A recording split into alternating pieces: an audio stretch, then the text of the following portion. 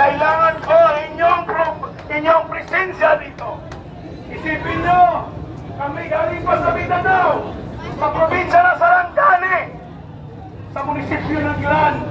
Ako ang pinakamalayo kung sumatutawin sa lahat ng tao dito.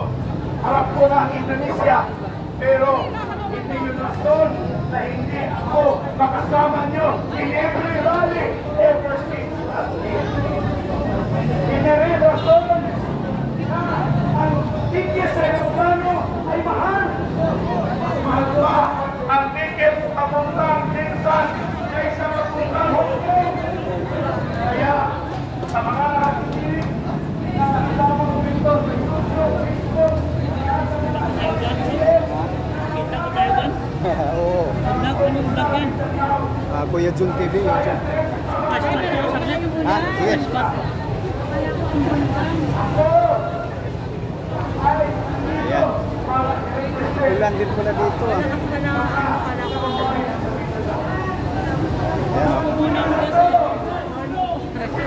Kuya John vlog, Kuya John. Kuya Jun TV.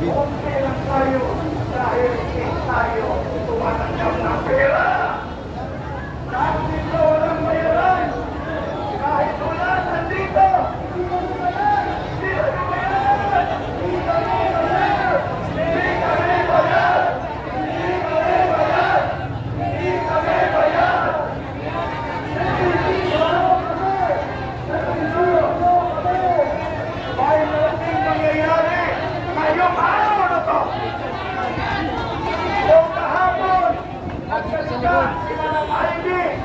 ngayon, may punto na naman makaputok natin para tayo mababa si Marcos. Ngayon salita, ito na surpresa natin. Marcos resign! Marcos resign! Marcos resign! Marcos resign!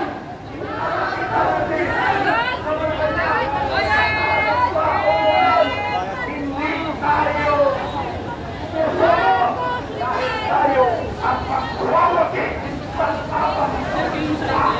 Tayo ang bayan. Tayo ang mamamayan.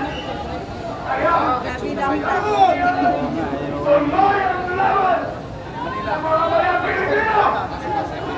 Salamat.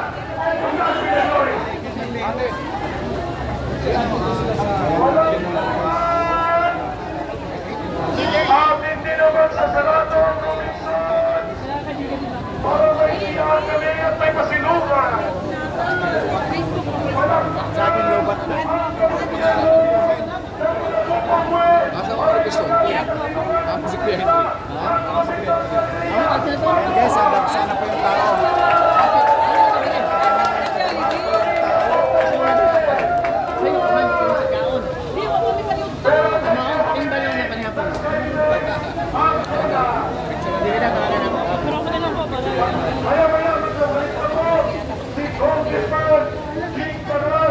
Bago sa kanya ang boses muna ng tagapaglantuan ng kalikasan. Ang ito ay nagsasabi na kung hindi na Marcos ang droga at cocaine, hindi na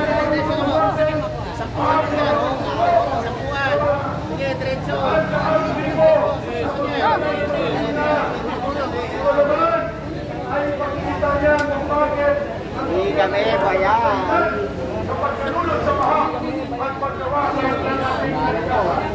Ika naman pagkala ito ay kayo at ang tawag at magsalita, tumapintan dahil kayo po ay mayroong layong kwento pa kayo.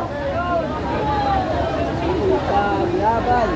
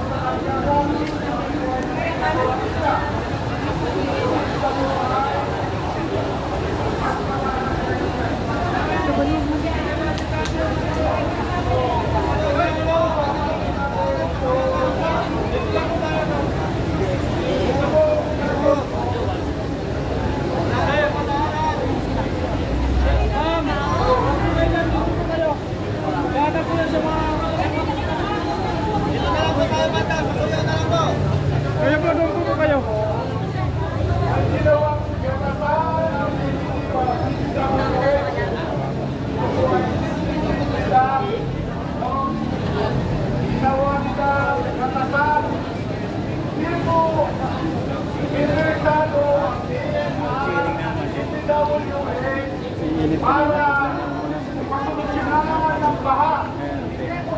Para. Sa kabila? Para maraming baha.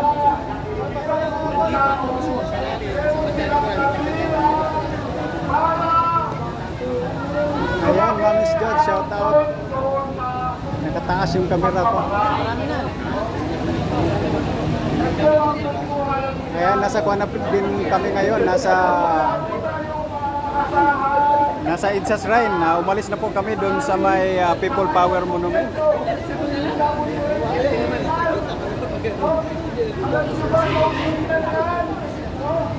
At ang sitwasyon po dito sa ngayon umuulan.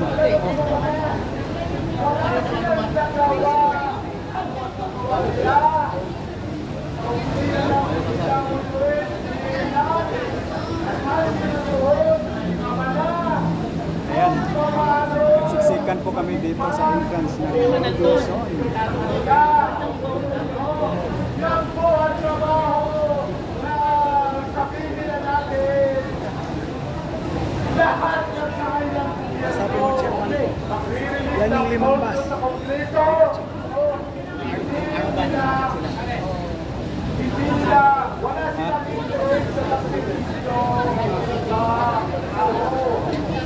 Ayan, may darating pa raw ng 5 bus. Hindi natin alam kung puno ba yun.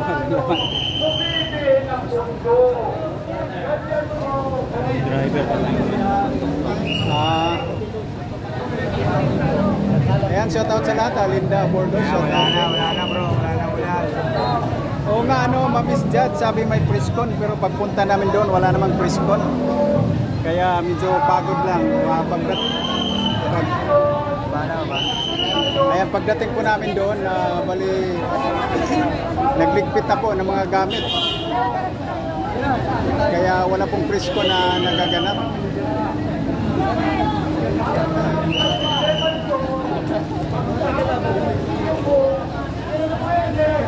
Meron kasi ngayon po na pinasa sa amin na allow na daw mag-start yung preskon doon sa White Plains. Pumunta po kami doon, kasama ko si Dunmar TV. Pagdating namin wala naman, kaya bumalik din kami dito sa Robinson.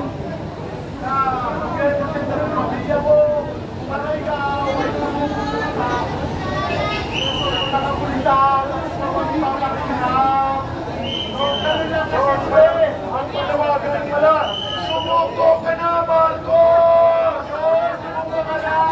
Kung hindi, aristoin ka ng taong bayan!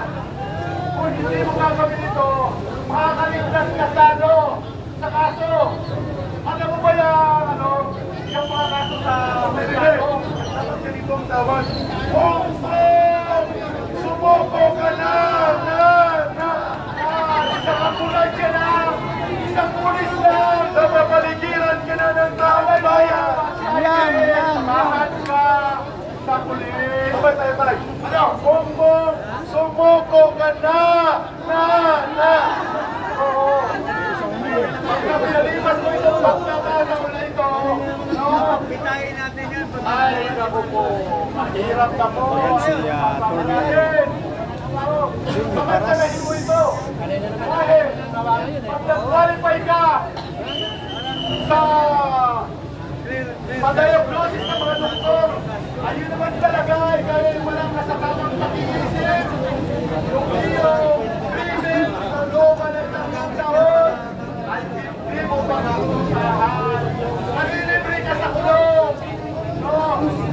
Pagkakalahin mo na Bongbong, gawin mo na yung ganon para matapos na ang problema ito. Wait muna. Magpormasyon tayo. Diyan ka muna. Hawakan mo megapon. Bago sumuko si Bongbong, sumulong muna tayo. Forward! Dahan! Dahan mo sa milong! Dahan mo ngayon! Dahan mo! Kasama ka lang kayo! Dahan mo! Forward! Dahan mo! Isang pulis lang! Wait. Hawakan mo lang megapon. Dito ka pa rin tinatapunan sa mga swami, magandang mga lakad. Walang karapatan sa tulong. Ang isang natin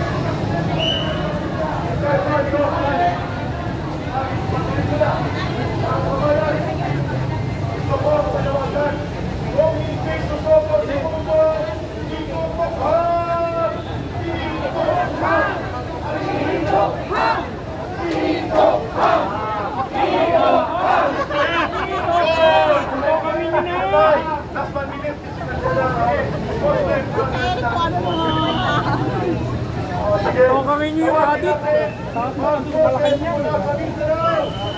Mga ating mga kaibigan ko ngayon sa Taylor, salamat. You will be back later.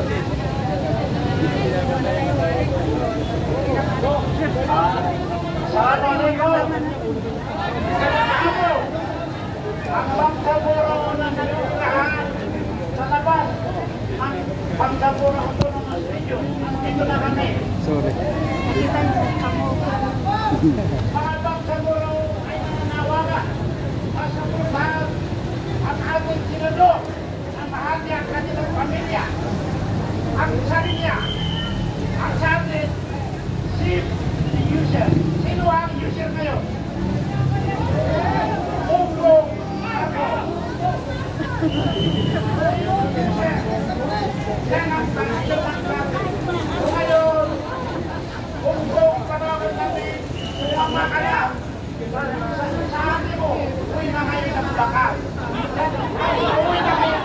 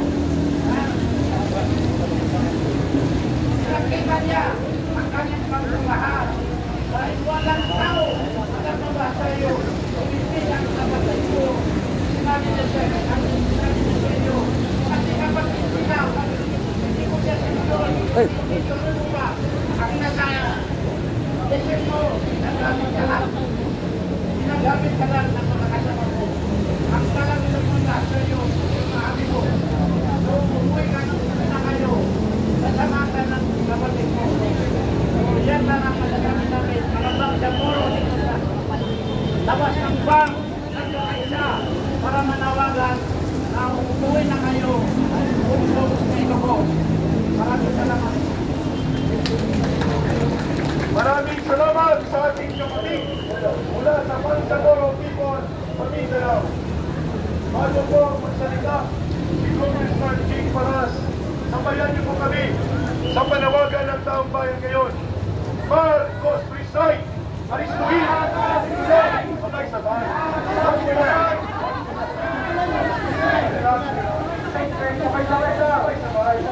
Para mas magkalapin kay Marcos. Ang sigaw natin, Marcos resign, aristuhin, ikulong. Tok hangin.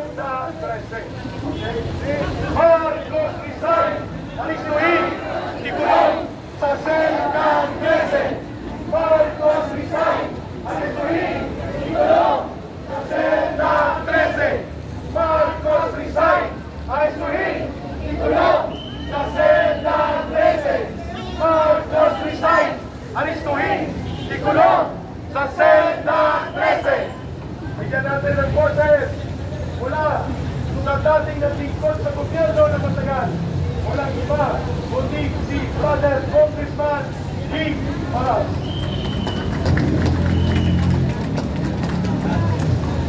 Magandang hapon po sa inyo lahat mga kababayan. Alam ko, gutom na kayo sa Katarungan. Matindi na ang galit, lalo na ang dati na niyong nalaman na bangag si Marcos Tukhangin. pinatunayan na ng kanyang kapatid. Mayroon tayong kasama si Vic Rodriguez na kaibigan din, matalik na kaibigan at dating kasama ni Marcos. Pero hinihintay natin na sabihin ni Vic Rodriguez na bangag din si Marcos. Kita mo na, nagsasabi na ng totoo ang mga kasama ni Marcos dati. Ngayon, sumama na sa atin, mga kababayan. So, paano pa tayo magpatuloy ng isang panggobyerno o gobyerno na pinamunuan ng isang adik? Kaya nagkaloko-loko ang ating gobyerno. Magmula pa noong 2022, wala nang si Marcos, tumaas ang presyo ng mga bilihin. Tumaas ang unemployment. Ang dami natin mga kababayan na walang man lang trabaho. Tapos, yung tubig daw sa baha, ipainom sa taong bayan. Marcos resign! Marcos resign! Can you imagine isang Pangulo ipapainom yung tubig sa baha? Wala nang respeto sa taong bayan itong bangag na Pangulo. Pero ang pinakamatindi, alam nyo mga kaibigan, si Saldico at si Martin Romualdez ay para kong kapatid. Kaya lang magkaiba ang landas namin. Bago naging presidente si Marcos, ang aking panganay na anak, nagpakasal ang ninong si Saldico, si Martin Romualdez dahil magkaibigan kami. Pero nagkahiwalay kami dahil silang dalawa magnanakaw. Ako hindi nagnanakaw isang kusing sa ating pamalaan. Pero, alam mo, sinasabi ng mga alipores ni Marcos, lalo na itong buwang-buwang, sukarit na Claire Castro, na wala daw katuturan yung sinasabi ni Saldico. Sinasabi na itong bayaran ng Bing Lacson, wala daw katuturan yung sinasabi ni Saldico. Mga kaibigan, kung kayo hero ng isang magnanakaw na grupo, nagnakaw kayo sa bangko, kasama si Saldico, kasama si Marcos, kasama si Romualdez. Kung isa sa kanila nagsabi na si Marcos ang mastermind, di ba kayo maniniwala? Personal knowledge? Paano nag-iherse ang isang katotohanan na binanggit ni Saldico na si Marcos ang nag-utos ng mga insertion sa MyTax at nagbigay siya ng 25 billion na komisyon. Ngayon, lumalabas na sa mga retrato, yung mga maleta saan dinala. Sa bahay ni Martin Romualdez, may picture sa kanyang pamilya. Talagang magnanakaw itong magpinsan. So, papayagan pa ba natin na magpatuloy? Hindi! Papayagan pa ba natin sa 2026 na budget? Doon na naman si Marcos sa unprogrammed fund? Mga kababayan, maski wala si Saldico, alam na natin na si Marcos ang magnanakaw. Kasi alam na niya na may insertion doon sa National Expenditure Program. Tinuloy pa rin niya. Dito niya o tapyasin ko, matino siyang Pangulo, dapat tinanggal na niya yung pera na yun. Para hindi maluskay. Pero bakit tinuloy? Kasi mayroon pala siyang komisyon, mga kababayan. Nabisto na magnanakaw talaga numero 1 itong Marcos Jr. Tinanggal nila yung BIR, baka yung commissioner ng BIR, tinanggal nila. Ang asawa doon, ipusa ni Lisa sa kanyang opisina. Pero tinanggal nila kasi hindi na daw nagbibigay ng kanyang kita na ay porsyento. Tinanggal, may bago na naman. Na papahirapan ang ating mga taxpayers. So, kung patuloyin pa natin ito si Marcos, hindi tayo manawagan. Ako ngayon, nananawagan hindi lamang sa ating mga mahal na kababayan na nandito sa ating paligiran. Yung mga nandyan sa tapat, yung ating mga mahal na mga pulisman, alam ko, sa puso nyo, nalalaman nyo ang mga sinasabi. Yan guys, share, subscribe po. Alam nyo, nung panahon ni Era, ganun din ang mga pulis. Hindi rin umaaksyon. Pero nung nalaman na nila ang daming kasalanan ni Era, ay sila tumaman na rin sa taong bayan. Kaya hindi kaya namin sa inyo.